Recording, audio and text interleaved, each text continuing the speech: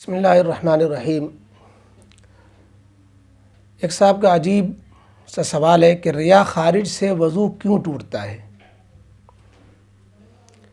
ریا خارج سے وضو کیوں ٹوٹ جاتا ہے؟ یعنی یہ کہ وضو میں ہاتھ پاؤں دھلے جاتے ہیں، چہرہ دھلا جاتا ہے، ریا خارج بھی کہیں اور وضو کرنے کا حکم ہو گیا۔ آج کل سردی کا موسم ہے، ریا خارج بار بار ہو رہی ہے، وضو ٹوٹ رہا ہے، دقت پیش آ رہی ہے، تو ریا خارج سے وضو کیوں ٹوٹ رہا؟ وہاں کون سی نجاست نکل گئی؟ یہ ان کے سوال کا حاصل ہے۔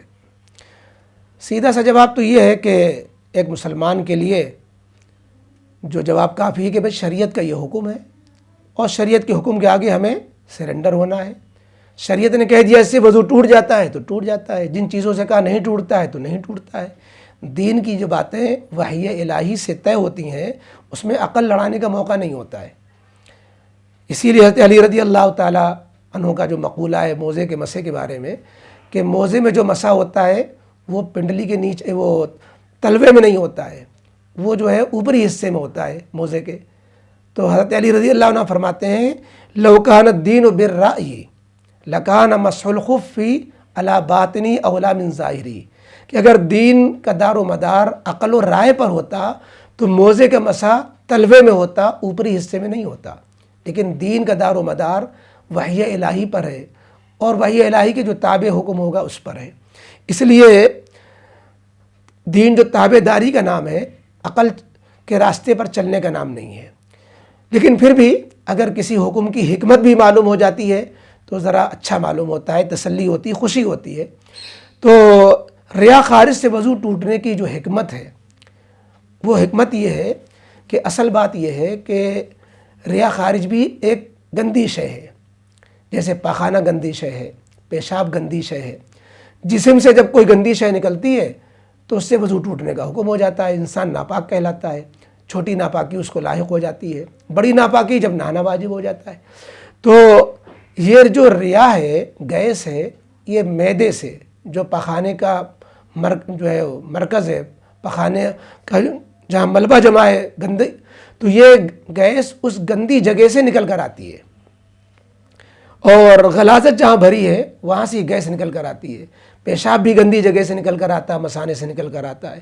تو پیٹ سے جو گندگیاں نکل رہی ہیں حقیقت میں وہ تین طرح کی ہیں۔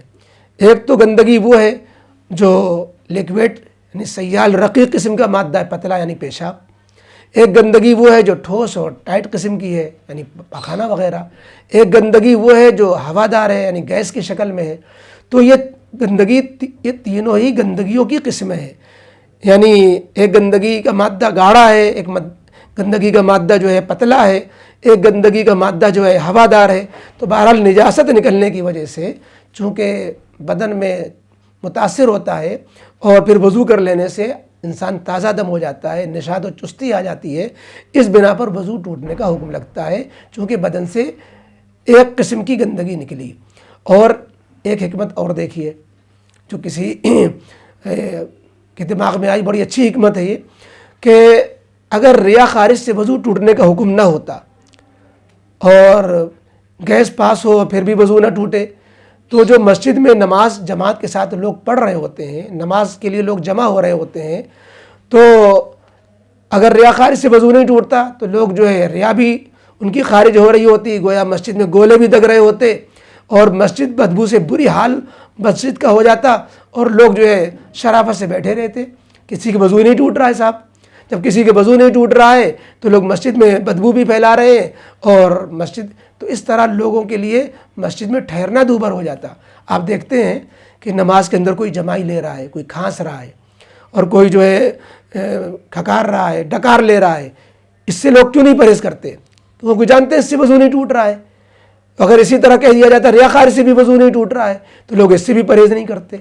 تو اس لیے یہ تو اللہ تعالیٰ نے بڑی مہربانی فرمائی کہ ہماری نمازیں پاک صاف ماحول میں بغیر گندگی کے بدبو کے پوری ہو جاتی ہیں، ورنہ ہمیں شمامہ کا عطر بھی فیل ہو جاتا ہے، اتنے لوگ جمع ہوتے ہیں مسجد میں، جامع مسجد میں، اور پھر وہاں ریا خارج ہوتی اور سب جو ہے اپنی اپنی طور پر ریا خارج کرتے تو مسجد کی بڑی بے ادبی ہو جاتی۔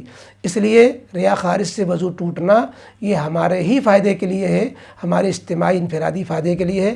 اس لیے ریا خارج سے وضو کیوں ٹوٹتا ہے انشاءاللہ اب آپ کے سمجھ میں آ گیا ہوگا۔